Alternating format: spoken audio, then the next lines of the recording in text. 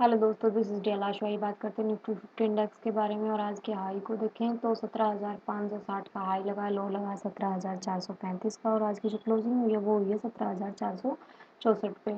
हमने कल जैसा कि डिस्कस पहले भी किया था कि अगर ये 500 के ऊपर आज सस्टेन कर जाता है, होल्ड कर जाता है, तब हमें एक अच्छी मूवमेंट देखने को मिलेगी। लेकिन आज इतनी अच्छी मूवमेंट निफ्टी 50 इंडेक्स में हमें नहीं देखने को मिली। एक रेंज में ही इसने सस्टेन कर दिया।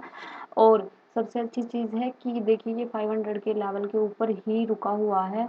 और अभी यहाँ 1-2 दिन और सस्टेन करे और फिर अपसाइड निकले तो हमें लंबे टारगेट्स देखने को मिलेंगे।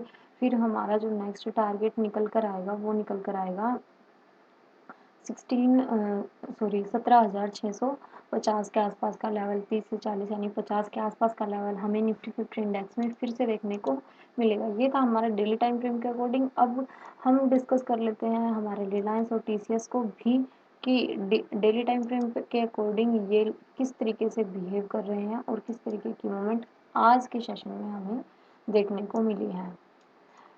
रिलायंस इंडस्ट्री में अगर हम देखें तो हमने डिस्कस काफ़ी दिन से कर रहे हैं कि रिलायंस है वो काफ़ी अच्छे बुलिश मूवमेंट कर रहा है। और इसमें जिसकी हम बात करते हैं प्रॉफिट बुकिंग, वो आ सकती है। अगर हम इस ट्रेंड लाइन को देखें तो अभी ट्रेंड लाइन ब्रेक नहीं हुई है। और जैसे ये ट्रेंड लाइन ब्रेक होती है फिर हमें एक अच्छी मूवमेंट देखने को मिलेगी। फर्स्ट टारगेट आप यहाँ तक का रखिए 2560 तक का।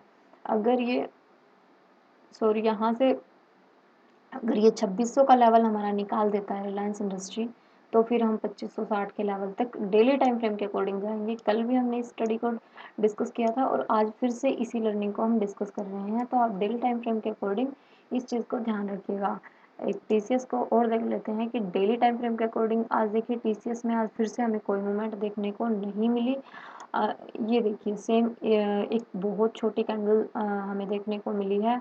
और अब हमारे लिए जो लेवल है वो 3760 काफ़ी इंपॉर्टेंट लेवल है। जब तक ये ब्रेक नहीं होता हमें यहाँ मोमेंट बहुत कम देखने को मिलेगी। और सबसे अच्छी चीज़ है कि आज मार्केट में कुछ किसी भी स्टॉक में या फिर जिसमें हम स्टडी करते हैं यानी रिलायंस में, निफ्टी में और टीसीएस में, वहाँ हमें अच्छी मूवमेंट नहीं देखने को मिली। हाँ, एक लास्ट के सेशन में टीसीएस में एक हल्की सी मूवमेंट आई थी, लेकिन वो भी काफ़ी ज़्यादा बड़े लेवल की नहीं थी। ट्रेंड लाइन ब्रेक हुई थी, उसके ऊपर हम अपने ट्रेड एग्जीक्यूट नहीं की थी क्योंकि एकदम से ट्रेंड लाइन ब्रेक हुई थी और उसके ऊपर हम अपने ट्रेड नहीं लेते हैं। अब चलते हैं 15 मिनट के टाइम फ्रेम पे, वहाँ डिस्कस करते हैं कि निफ्टी 50 है वो किस तरीके से बिहेव कर रहा था। कल हमने एक ट्रेंड लाइन के ऊपर आपको डिस्कस किया था कि ये इसके ऊपर होल्ड किए हुए है और अगर ये इसी ट्रेंड लाइन को फॉलो करता है, यहाँ कहीं ओपन होता है, देखिए इसने इसी जोन में ओपनिंग दी और फिर इसी जोन को ब्रेक किया, यानी इस ट्रेंड लाइन को ब्रेक किया। ब्रेक करने के बाद एक ग्रीन कैंडल यानी इसको रीचेक किया। रीचेक करने के बाद फर्स्ट टारगेट के रूप में हमने ये वाला लेवल लिया था जो हमारा 17,560 के ऊपर है। क्योंकि ये देखिए मूवमेंट एक ज़्यादा अच्छी नहीं थी तो हमने छोटी मूवमेंट के साथ ही गए थे। तो फिर हमें यहाँ तक की मूवमेंट है वो थोड़ी अच्छी मूवमेंट देखने को मिली थी। इस ट्रेंड लाइन का हमने अपना एसएल लगा डिसाइड किया था और यहाँ तक का मूवमेंट। उसके बाद इंडेक्स में कोई भी ऐसी मूवमेंट नहीं थी जिसे हम फास्ट मूवमेंट में काउंट कर सकें। उसके बाद अब जो हमारे लिए इम्पोर्टेंट लेवल्स रहेंगे वो रहेंगे 17,400। 400 का पूरा लेवल ही लेकर चलिए आप। ये हमारे लिए स्ट्रॉन्ग सपोर्ट का काम करेगा एंड रेजिस्टेंस का काम हमारा 560 का लेवल करेगा। यानी इस रेंज के बीच अब इंडेक्स है वो 2 दिन से होल्ड कर रहा है। तो अब हमें ये देखना है कि सबसे अच्छी चीज़ है कि 3 दिन की ट्रेंड लाइन ब्रेक हुई है और इसी जोन में कंटिन्यू ये सस्टेन कर रहा है।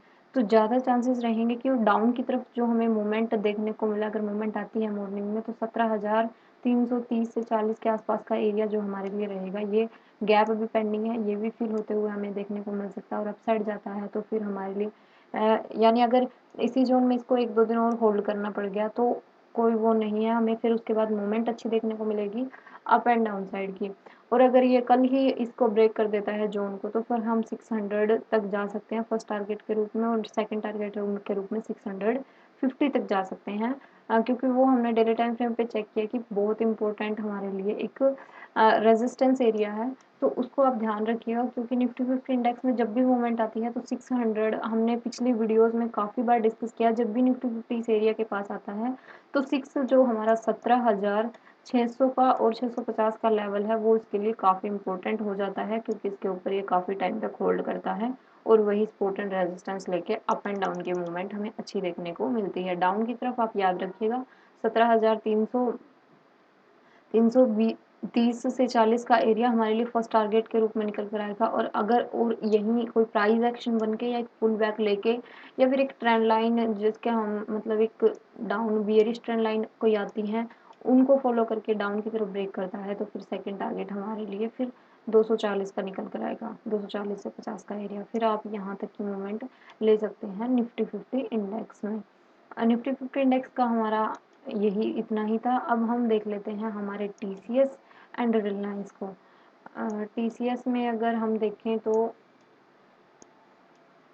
15 मिनट के टाइम फ्रेम पे देखिए, हमने कल ट्रेंड लाइन को देखा था। डेली टाइम फ्रेम पे हमने देख लिया कि कैंडल काफ़ी कुछ ज़्यादा बड़ी नहीं बनी है, बहुत छोटी सी कैंडल हमें देखने को मिली है। इस ट्रेंड लाइन के ऊपर होल्ड था और इसी जोन में इसने अपनी ओपनिंग दी।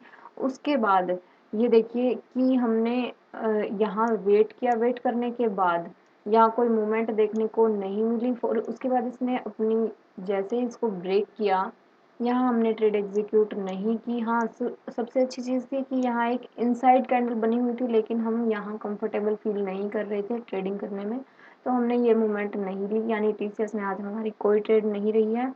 तो हमारे लिए जो इम्पोर्टेंट कल की लर्निंग के बारे में डिस्कस कर लेते हैं कि कल हमारे क्या टारगेट्स होंगे शुक्रवार के सेशन में। सबसे पहले हम अपनी ड्राइंग को रिमूव कर लेते हैं और उसके बाद जो हमारी एक ट्रेंड लाइन आ रही है और हॉरिजॉन्टल लाइंस हैं उनको हम फिर से ड्रॉ कर लेते हैं।